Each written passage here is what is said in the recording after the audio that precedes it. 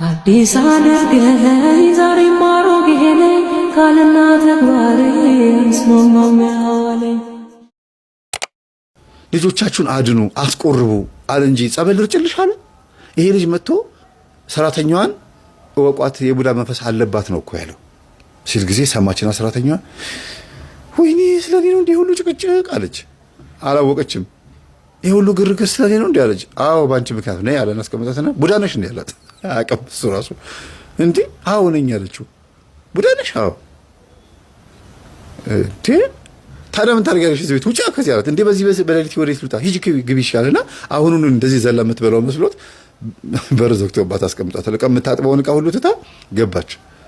ሁለት ልጆች አሏቸው፣ ወንድና ሴት። የ6 ዓመትና የ7 ዓመት ልጆች አሏቸው። የ9 ዓመት ልጆች የ6 እና የ9። ከዛ ትልቋ ልጃቸው ሴት ናት። ከዛ እዛ ቤት እያዳመጡ የነበረውን ትምህርት አይተዋል። መጨረሻ ላይ ቡዳ ምንድነው የሚለውን ትምህርት እየሰማን ነው ያወቀ ነው ብለው ነገሩት። እሱም ገብቶ ቡዳ ምንድነው ብሎ ገብቶ ቴሌቪዥን ላይ ከሚስቱ ጋር ቁጭ ብሎ እያዳመጠ ነው። እሷ ግን እንዲህ ብላ ፀጉሯን እንደዚህ ራሷ ቁጥጥር እየሰራች እንዲህ ተንጠባራ እንዲህ ነው ብላ የምታየውና ዝምነን ብላ ተቀምጣለች። እንደዚህ ብላ ይሆናል አይደል ጠበረሬ ማለት ጋሼ ራት የለ ብላ አስወጡኝ ትላለች። ቁጭ በይ እዛ ይላታል። ሰራተኛውን በር ዘግቶባት ከክፍል እንዳትወጪና እስኪነጋ ድረስ ዘላ ደግሞ ትብላኝ እንዴ አላውቅም። ቡዳ ማለት እንግዲህ እሱ የሚመስለው ወደ ጅብነት የሚቀየሩ ምናምን ናቸው ብሎ ብቻ ነው የደመደመው እንጂ የቡዳ መንፈስ አይነት እንዳለው ማምራሱ አያውቅም። እና በቃ ቀጥታ እሱ ትዝ ያለው ገጠር ውስጥ ያለውን ቡዳዎች ወደ ጅብነት ይቀየራሉ፣ ወደ አውሬነት ይቀየራሉ የሚለውን ሀሳብ ብቻ ነው በውስጡ የያዘው። አስገብቶ ቆልፎባታል። ጋሼ መስኮቱ እኮ ክፍት ነው፣ በዚህ መውጣት እኮ እችላለሁ፣ መስኮቱን እሺ ዝጋልኝ። ጎሽ እንደዚህ ስትናገሪ ጥሩ ነው፣ አውሬ ከመሆንሽ በፊት ሰው ሆነሽ መጠቆምሽ አሪፍ ነው ብሎ በውጭ በኩል ወጥቶ ከሌሊቱ 6 ሰዓት መስኮቱን በትልቅ እያጠና እንደዘርጎ ጥርቅም አድርጎ ዘግቶታል። አንዳንዴ እኮ የልቡን ሲነግሩት የኮረኮሩትን ያህል ይስቃል ይባላል አይደል?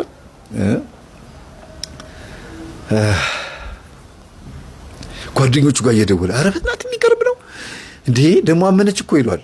እውነትን ነው እንዳትከፍተው በሩን። እናትየዋ ተደወለ እንዳትከፍት በሩን። ትምህርቱን አዳምጦ ከጨረሰ በኋላ ግን ልክ ያልቅ 10 ደቂቃ ነው ምናምን አካባቢ ሲቀረው ሞራሉ እንትን እያለ መጣ። ኮንፊደንሱ መፍራቱን ማቆመና ተራ መንፈስ እንደሆነ የሚያዝ መንፈስ እንደሆነ ቀበርቾና ድኝ እየተጨሰ የሚባረር እንዳልሆነ ጸበል ብቻ እንደሚጠቅም ጊዜ ጸበሉን አምጣና እንርጫት እንደ ማለት ጀመረ። እርጫት አለችው። ሚስትየዋም ግን ጸጉሩን መስራቱን አላቆመችም፣ ንቀቷን አላቆመችም። ግን ተዚህ ተኮፈሳ ቁጭ ብላለች። ከዛ መጨረሻ ላይ ጸበል ሊያመጣ ሄዶ ሲመለስ ሶፋ ላይ የለችም ሚስቱ። የት ሄድሽ ምናምን ብሎ ሲል ጊዜ መኝታ ክፍል ልጆቹ መኝታ ክፍል ገብታ ልጆቹ ለፊት ለፊት እንደዚህ አፍጥጣ ታያቸዋለች። እና ልጆቹ ያደርጋሉ፣ ጥርሳቸውን ቀጫጭ ያደርጋሉ። ከዛ ደነገጠና ምን ሆነ ነው ጥርሳቸው? እኔ ምን አውቃለሁ እንግዲህ እኔ እኮ ድምፅ ሰምቼ እኮ ነው የመጣሁት አለችው። በጣም ነው የሚሰማው የሚገርማቸው ጥርሳቸውን ሲያንሳጥጡ። ከዛ ቀሰቀሷቸው። ጥርሳቸው ሊወልቅ ሲደርስ ቀሰቀሷቸውና ሚጣ ተነሽ ጸበል ረጯቸውና ሞይ ምንድነው ደነገጡ። በዛ በሌሊት ምን እንደተፈጠረም አላወቁም። ከዛ ቢቸግረው ደወለ እኔ ጋር ስልኩን ተቀብሎ ከነዛ ሰዎች ደውሎላቸው ደወለ እኔ ጋር አነሳውለት። አጋጣሚ እኔም እንቅልፍ አልወሰደኝም ነበረ። አሁን ያባረርኩህ ሰው ነኝ አለኝ። ኦኬ እሺ ስልኬን አገኘህ አልኩት። አዎ ማን ሰጠህ? አይ የተፈጠረው እንደዚህ ነው ብሎ እስካሁን የነገርኳቸው እኔ ከሄድኩ በኋላ ያለውን ነገረኝ። የተፈጠረው ይሄ ነው አለኝ። በል አሁን እምልህን አድርግ አልኩት። እሺ አለኝ። ልጅቷ ክፍል ግባ። ሰው ማን ነው ልጅቷን አጠገብ አምጣ። ሰው እንዴ በር ዘግቼባታለሁ እንዴ ዘላ ብታም ኧረ ተረጋጋ፣ እንደዚህ ብሎ ነገር የለም። የቡዳ እንዴ ልጆችን ቅርጥፍ አድርጋ የምትበላ ከሆነ እንዴ ጥሩ አይደለም እኮ አለኝ። አይ እንደሱ አታስብ፣ ሂድና ጸበሉ ይዘግባና ሃይላንድ ላይ አድርገው ዝም ብለህ ላይ አፍስባት አልኩት። ቡዳ ታሰር በስላሴ ስም። የምትወደው ታቦት ማን ነው አልኩት። ገብርኤል ነው አለኝ። በገብርኤል ስም ታሰር አልኩት። አጠገባቸው ገብርኤል ቤተክርስቲያን ስላለ ማለት ነው። ከዛ ቡዳ ታሰር እያለ አልጋዋንም አበሰበሰው። ልጅቷንም ጸበሉን ረጫት። ጮኸች፣ የወረች ጮኸች። ይሄ ማለት እንግዲህ አሁን ይሄ ልጅ ጸጋ ስላለው አይደለም ወይ አጋንንት ማስወጣት አቅም ስላለው ወይ ጸሎተኛ ስለሆነ አይደለም።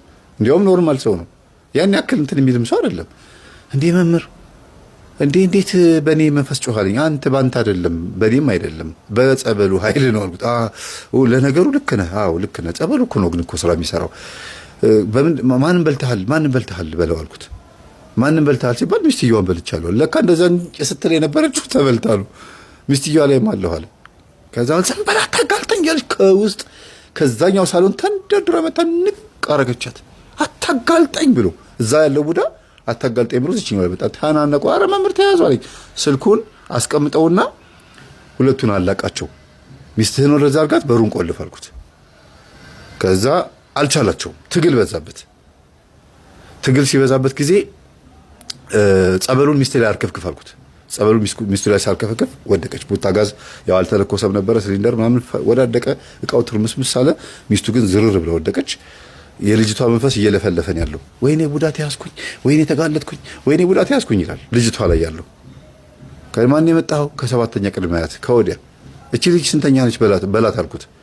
ስንተኛ ነች እቺ ልጅ? ሰባተኛ ነች። ስለዚህ የመጨረሻ እርግማን ላይ ነው ያለው። አዎ። ለምን ታዲያ ልጆቹን የበላቸው እንዴ? ስራ አይደል እንዴ አለ። በቃ መብላት እኮ ስራዬ ነው። እቺ ልጅ እርግማን ነህ እንዴ አልኩት። ሰባተኛ ብሎ ሲቆጥርልኝ ገብቶኛል። አዎ እስከ 7 ትውልድ ድረስ የተረገመ ቤተሰብ ነበረ። እኔ የመጨረሻውን ያስኳት የመጨረሻዋ ልጅ ነው። ከዚህ በኋላ ምንድን ነው የምታረገው? ዘር እንዳይቀጥል ነው የማረገው። ዘር እንዳይቀጥል ልጅቷ እንዳትወልድ። እሷ አሁን ሁሉም ዘር አልቀው እሷ ላይ ነው ያለሁት አለ። ሁሉም ጨርሷቸዋል። ቤተሰቦቿ እንዳለ አልቀዋል። አክስት አጎት የለም ጨርሷቸዋል። ብቻዋን የቀረችው እቺ ልጅ ተበላልተው ተገዳለው። አሟሟታቸው ደግሞ መጥፎ አሟሟት፣ በጣም መጥፎ።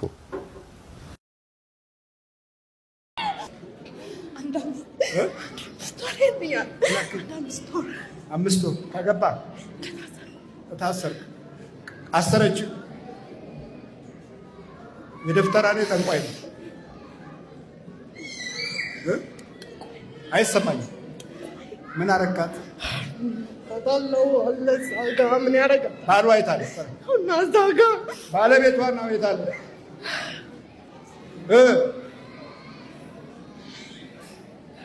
ምንድን ነው ፊትን የምታዞረው? ወደዚህ ዙር እንጂ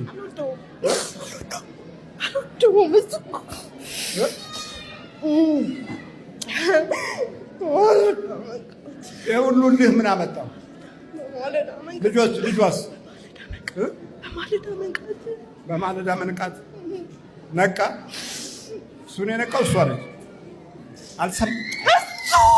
እሱ ነቃ እና እንኳን ነቃ ታዲያ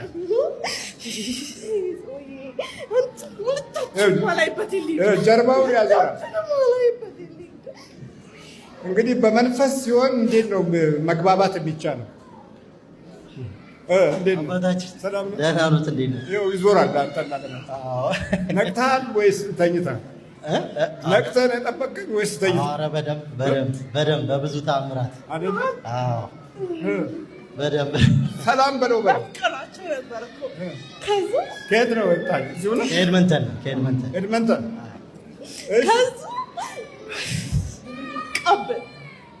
ድምፅህን ከፍ አድርገህ ነቃብን። መቼ? ትናንትና ነቃብን። ቤት ጸሎት ቦታ ይነሳል? ኧረ አዎ ጸሎት ቦታ አለ። እሱ አይነሳም? ይዘን ትጸልያለች። አዎ ትነሳለች። አንዳንዴ በመሀል የማቆም ባህሪ አለ። ግን ያው ይገባኛል። እኔ አንተ ትረዳዋለህ በደንብ እረዳለሁ። እሷ ስትሆንና እሱ ሲሆን መካከሉ ላይ ይገባል በደንብ። በንግግርም በቃልም በገጿም መደበቅ አይችልም። እኛ ቤት ውስጥ ማምለጥ አይችልም። እግዚአብሔር የተመሰገነ ይሁን። ትልቅ ነገር ነው።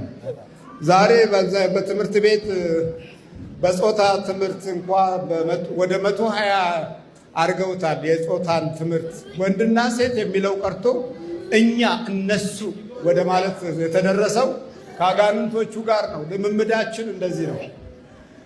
አንቺ አትበለኝ እናንተ በለን የሚባለው ከክፉ መንፈስ ጋር ነው። እናንተነትን የተቀበልነው አንተም አይባልም እናንተ፣ አንቺም አይባልም እናንተ። ሴት ነህ አይደለሁም፣ ወንድ ነህ አይደለሁም። ምን አን አይዴንቲፋይ መብትህ ነው ተባለ። እሺ ስለዚህ ይህንን የመናፍስቱን ዓለም ካልተረዳ ነው ቋንቋ ውስጥ ይገባል፣ ንግግር ውስጥ ይገባል፣ እንጀራ ውስጥ ይገባል፣ ሀብት ውስጥ ይገባል፣ ገንዘብ ውስጥ ይገባል። አሁን ለቀት ሄዳለህ። ስንት ናችሁ? ኧረ እንሄዳለን። 25 ብቻ ነን። 25 ዛር አለ።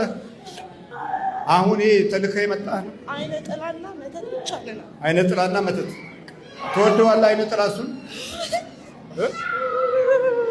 ሰላም በጣም ነው የሚያስጠላኝ። ሰላም ብለው በጣም ነው የሚያስጠላኝ። ለመሸኛ ሰላም ብለው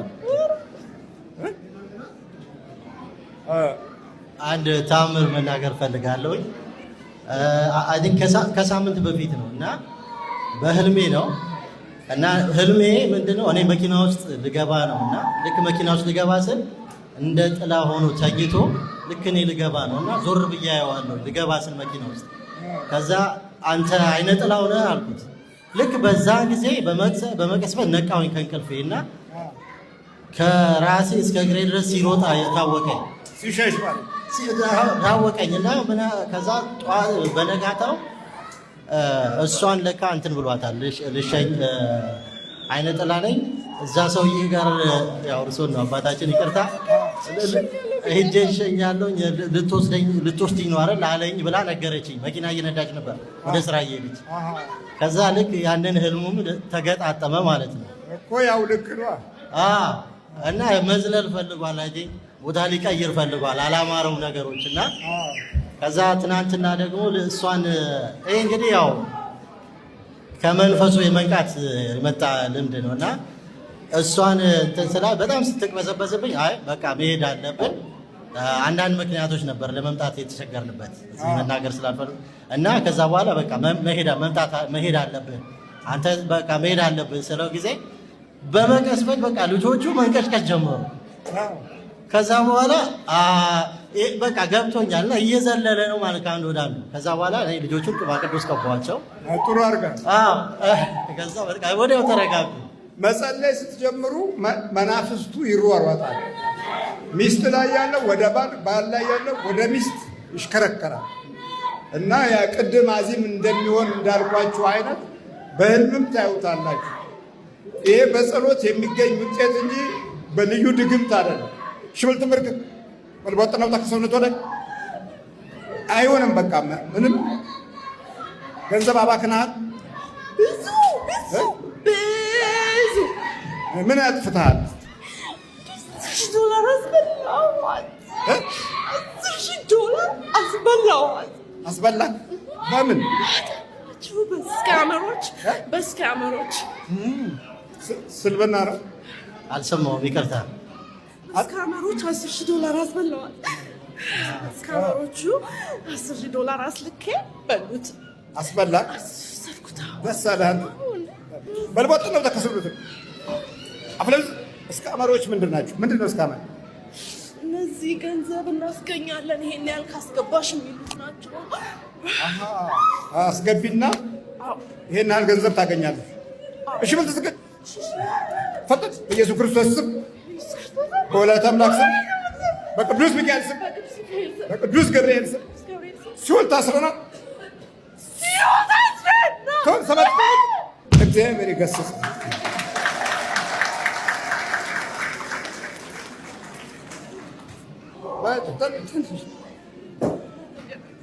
በቃ አይነ ጥላና መጠጥ ብሎኝ ነበር፣ ነግሮኝ ነበር እንደሚሸኝ ሄዳለሁ ብሎሽ ነበር። እስካመር በስካመር 10,000 ብር አስቀምጣለሁ። እውነት ነው። አስወስዶብኝ እንደዚህ ሰው ይሄን ያህል ገንዘብ ካስገባሽ ወዲያው ያልግልሻል ብሎኝ $10,000 አስገባኝ። ያለሽን እየሰጠሽ እንደገና ደግሞ ትጠብቂያለሽ። ገፋፍቶ እንግዲህ እንዲህ ነው የሚያደርገው። ገብቶኛል። አሁን ክፉ በውስጥ ሲቀመጥ ለክፉዎቹ ያግዛል። ጸሎት ከመጀመሪያ በፊት ነበር። ከጸሎት በፊት ነው የበላኝ። ቆይቷል። እናስበላኋት አለ። እሱን መዝግቦ ይዟል። 8 ዓመት ይሆነዋል። 8 ዓመት በጣም ይገርማል። በርቺ፣ በርታ፣ ቆራጥ መሆን እንደዚህ ነው። ሰጠው ጊዜ ዲያብሎስ የሚታሰርበት ሰዓት ለጸሎት የምንሰጠው መንፈሳዊ ኃይል ወደ መጥላት እንድንደርስ ያደርገናል። እንደውም ብዙ ሰዎች ጸሎት ስጸልይ እንቅፋቱ ይበዛብኛል በማለት ጸሎትን አቋርጠዋል። ብዙ ሰው እኮ ነው፣ በጣም ብዙ ሰው። በጸለይኩ ቁጥር ገንዘቤ ይጠፋል፣ ሌባ ይሰርቀኛል፣ በጸለይኩ ቁጥር ጭራሽ ስበጠበጥ ነው ሙሉ ሰራተኞች ጋር እጣላለሁ፣ ከራሴ እጣላለሁ። እግዚአብሔር አይወደኝም ማለት ነው። እንግዲያው እንደ ድሮው ዝም ልበል ይላሉ፣ ዝም ይላሉ። በዚህ ውስጥ ያሉት ሂደቶች ለሰይጣን ትልቅ እና በጣም ብርቱ ድል ነው። ከዛ በኋላ ያለውን አገዛዙን ስልት በማሻሻል የተለያዩ አይነት ችግሮችን በማምጣትና በማዋከብ የእድሜውን ህይወት ግማሹን ለማበላሸት እድል ያገኛል። ስለዚህ የሄድንበት የነካነው ያየነው ያሰብነው ሁሉ በመንፈሳዊ ነገር ላይ ያለን ትኩረት ወደ ዜሮ ከዜሮ በታችም የሚሆንበት አጋጣሚ ብዙ ነው። ስለዚህ የጥላቻ መንፈስ የመጀመሪያው እርምጃ የጸሎት ኃይልን እንድናጣ ማድረግ ነው። በጸሎት ላይ ያለን ግምት ሳናቀው ጠልተነው እንኖራለን። ሳናቀው ጊዜ ሳሰጠው እንኖራለን። ከዛ በኋላ ሁለተኛውን ፕሮግራም ይጀምራል፣ ጥላቻ። ሁለተኛው ጥላቻ መንፈሳዊ ህይወት ላይ የምንሰጠውን ትኩረት ማሳጣት ነው። ትኩረት እንዳንሰጥ ያደርገናል። 95% ህብረተሰባችን ለመንፈሳዊ ትኩረት ሳይሰጥ ለዓመት ባላዊ ጉዞዎች ብቻ የመደሰቻ አካሄዶችን እንደ አንድ ትልቅ የመዝናኛ ክፍል በማድረግ ላይ ተመስርቶ ብዙ ዘመናትን አሳልፈናል።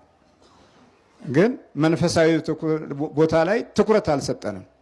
ይሄም ለጥላቻ መንገድ የሚከፍት ነው። ዲያብሎስ ከሚፈጽማቸው ትልልቅ ተግባሮች ውስጥ ለኛ ምንም መስሎ የማይታዩን ግን በእያንዳንዷ ሰዓትና ጊዜ መንፈሳዊ ታሪካችን ውስጥ እግዚአብሔር እንዲገባ በምስጋና የምንጀምረው እውነት ላይ በሚገባ እንደ ዓላማ አድርገን እንዳንይዘው ከሚያደርገው ፕሮግራም ውስጥ አንዱ ትልቁ ስኬት የሚያገኝበት ይሄኛውን መንፈሳዊ ነገር ላይ ያለን ጥላቻ እንዲበረታ ማድረግ ነው።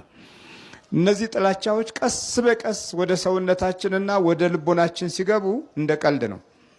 በጓደኞቻችን እኛ ትልቅ ነው በምንላቸው በሚተቹን ሰዎች፣ ለመንፈሳዊ ነገር ቦታ በማይሰጡ ሰዎች፣ በስጋዊ ምሁሮች ናቸው ብለን በምንጠብቃቸው ሰዎች የሚተላለፉ መልእክቶች በዛ ተዘውትረው በሚሰሙ ሁኔታዎች ውስጥ ለመንፈሳዊ ነገር ትኩረት እንዳንሰጥ ከሚገድብብን አንደኛው ክፍል ነው።